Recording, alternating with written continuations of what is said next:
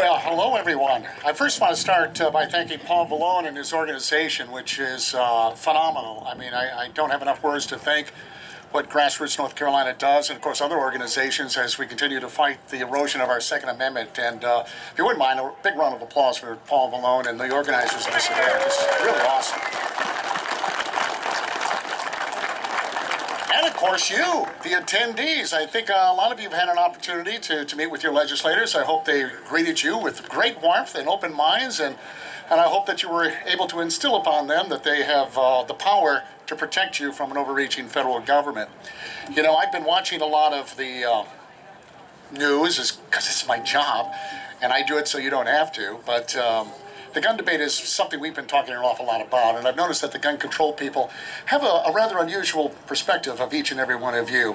They think of you as radical, they think of you as right-wingers, a little crazy, a little nutty, a little dangerous. You're gun-toting, redneck, Bible-thumping survivors. God bless you for that. I've never been more proud to be with any group of people. Honest to goodness, I feel right at home. You're safe. I know I'm safe, although I have nothing in mind. It'd be nice if there would be something in the holster today. Well, there was something a listener brought up yesterday. It was in the Holly Springs Sun, and it was the editor, Gardner editor, wrote a piece on the Second Amendment. He was talking about, you know, we don't need it anymore because there are no threats. And he said this, he said, in 1791, when the Second Amendment was passed, early Americans faced many problems you can ascertain from a quick viewing of Pocahontas. Theft, murder, fear of English militia or Native American revolt, as well as the fear of many white slave uprisings. The Second Amendment was created to protect the early colonies from the dangers of the world. Now, I don't know where he lives, but there are rainbows and there are puppy dogs. I know that. The names may have changed, but the threats are still there. But clearly, the Second Amendment was never meant for those purposes. How many Americans do you think believe this today, though? How many legislators? I would say an awful lot of them, if not the vast majority of them. And a lot of them are gun owners. So that knowledge of the Second Amendment, combined with the complete void of historical fact, makes for a dangerous combination, I think. And history speaks quite well about what the Second Amendment is all about. Founding fathers agreed that an armed population makes for good government. Right? Numerous quotes from the Revolutionary era make that extremely clear. In fact, the preamble of the Constitution reads this way. Of the Bill of Rights. The conventions of the number of states, having the time of their adopting the Constitution, expressed a desire in order to prevent misconstruction or abuse of its power that further declaratory and restrictive clauses should be added, and as extending the ground of public confidence in the government, will best assure the beneficent of its institutions. So what does that mean? Here's Bill's version of history. Back in the day, people were well informed, and this was something that they discussed openly in the papers, whether it be the Federalist and Anti-Federalist papers. The populace at that time, very intelligent, were very well read, something that we could work on with that building over there with today's population.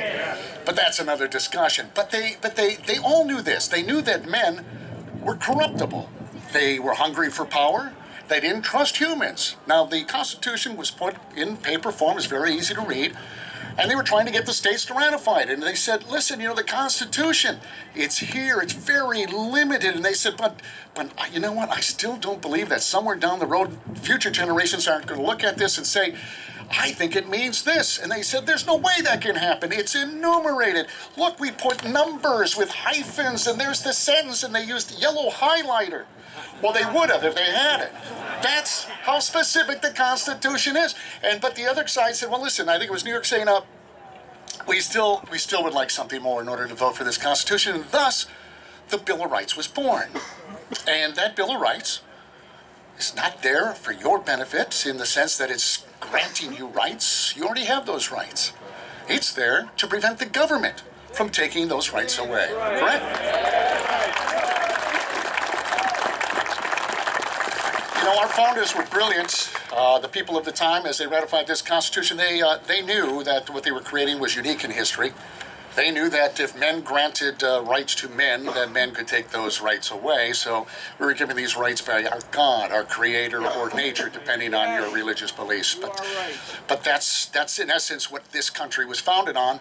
And the pursuit of life, liberty, and happiness, and all of that, I think, is absolutely dependent on the Second Amendment. Because without that, I'm not sure the rest of the freedoms would be around very long. Yeah. Among the our fellow Americans, as they look at things, I think their perspective of history is based on their lifespan. And I understand my life is important to me. It's a priority in my life, but certainly there are a lot of things happened in this world prior to me becoming a part of it and will happen long after I'm gone. And one of the things that we fail in this country is the historical perspective on things.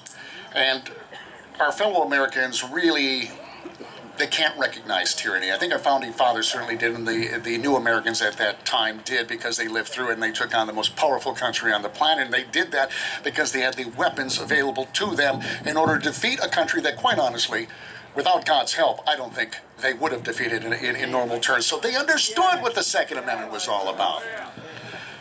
Now look at how far we've come. The king has decided that we must buy insurance. And if we do not buy this insurance, the king will send his army to make us pay the king's penalty. This is the United States of America. I mention this because of all the people out there, like Joe Scarborough, who mentions he's a conservative on a regular basis, believes there's no need for the Second Amendment. The king has ordered, well, he decides if you can fly or not, I guess. I'm not sure how that happens, but he'll decide if you can fly. And if he feels you're a threat, ladies and gentlemen, he'll decide whether or not he'll just take you away.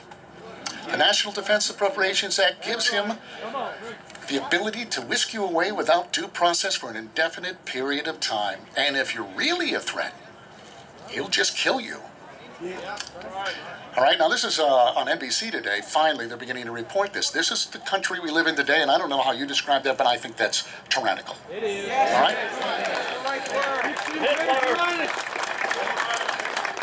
So who is... Walk through that water, I'll buy my insurance. Yes. God bless you. So who's the enemy? Did you see this piece from West Point, their think tank? They described, they actually issued a warning to America. And it says the latest threat to America are far-right groups, such as the anti-federalist movement, which supports civil activism, individual freedom, and self-government. Do you know anybody like that? Russia. Yes. So, the Department of Homeland Security concurs, by the way. So if you have a bumper sticker on your car, beware of the fact that you are now proclaimed enemy of the state. And we also live in a country that monitors all of our electronic media, our phones, our Xboxes, our TV, you name it, they're all over this. So we live in a time where I think the Second Amendment may be more important than virtually any time in history. It's important to know that our founders also discussed this. In fact, without getting into historical details, they lived it. And the what if is, what if the Congress actually decided to pass an unconstitutional law? Hard to believe they would do that, but let's say they did. And then the president signed this law. And then the Supreme Court concurred. What is it that the people can do, ladies and gentlemen? Nullify. You know, that's funny. That's what, you know, some of the great minds of our time said. And that is, the state should come between you and the federal government. Right? It's the state that nullifies an unconstitutional law. Whether it be Obamacare, whether it be due process or the lack thereof, or an erosion of your Second Amendment rights. It is the state that stands between you and the federal government. And by the way, I don't know if you've noticed, the Republicans control the legislature, and there was a Republican governor for the first time in over 100 years. I think that's before even public education and taxes, and I think the states were still appointing their senators. That's how long it's been. But the Republicans talk about the Constitution all the time.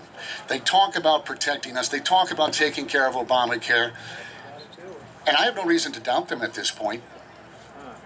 I would like them to walk the walk now, wouldn't you? Ann Coulter, I don't know if you saw her last night on Hannity, but she put it in very simplistic form, but it's an easy thing to understand. Many people have said it, but she said, as this erosion of the Second Amendment, and right now they're focusing on background checks, he said, universal background checks lead to universal registration, that lead to universal confiscation, that leads to universal extermination. And people think you're crazy for saying that. They ought to open a history book. Because there's plenty of examples of that happening in our lifetime, quite honestly. So we have a process by which we must educate not only the American people but our legislators and let them know that this is an important issue to us and that we are not going to compromise. We are not going to be reasonable. To think that reasonable people would reasonably compromise their God-given rights away is unreasonable to me. So James Madison said it best. He said, the right of the people to keep and bear arms shall not be infringed. A well-regulated militia composed of the people trained to arms is the best and most natural defense of a free country. It's an oldie, but it's a goodie, and it's no more, I mean, it's as true today as it was when he said it. So I want to thank you for what you're doing here today. I thank you for the fight, and thank you for allowing me to, this brief moment, to at least speak to you, and God bless each and every one of you, and go get them. They're waiting for you. Go talk to them. Thank you very much.